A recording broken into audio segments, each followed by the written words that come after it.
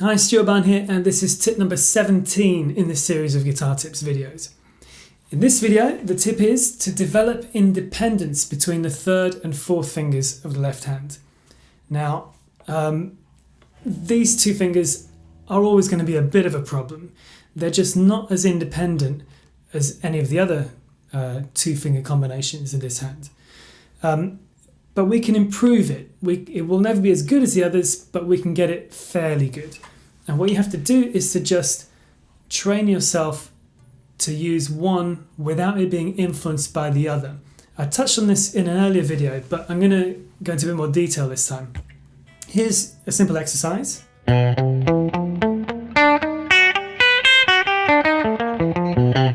Obviously all I'm doing is doing frets 7 and 8 using the third and fourth fingers across the strings. I'm alternate picking as well.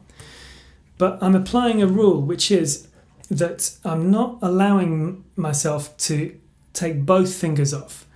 The reason being that if you do,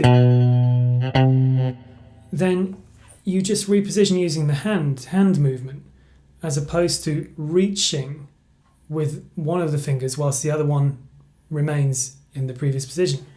So we're trying to go reach for the next one, take this one off only as that one goes down, and then again, same thing.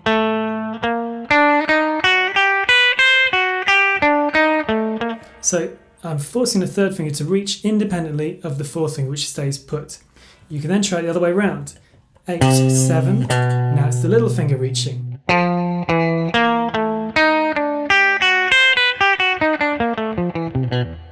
Now you can work on that, do it slowly to make sure you're doing it perfectly. Then try this. Stick with the middle, 7, 8, 7, 8.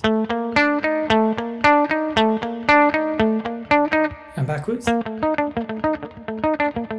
Then put a string skip in the way. 7, 8 in the D string. And then reach for the B string. Again, leaving this finger until the moment you fret that one.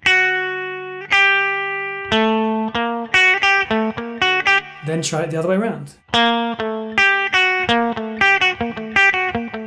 Notice that I'm trying to keep all my other fingers fairly still as well. I'm not actually trying, it's just happening, but once upon a time I would have had to work at that. You might as well try and include that bit of technique work at the same time. Try not to let this finger pop off. Then try 2 string skips. 7, 8 on the A string, reach all the way down for the B string. Now that is quite a stretch, but you can do it. Up again, and then backwards, 8, 7. Now, that's the exercise. It really works. I find often the best approach to changing a technique is to take the simplest exercise that truly addresses the problem, and this one does. So, if your third and fourth fingers are not as independent as they should be or as you would like, take this exercise, put it in your practice regime, and try and do it every day if possible, as minimum several times a week for several minutes at a time, and keep hold of it long term, and you will soon see the benefits. I hope you found it helpful. Please give it a thumbs up if you did, and click subscribe, and I shall see you in the next video.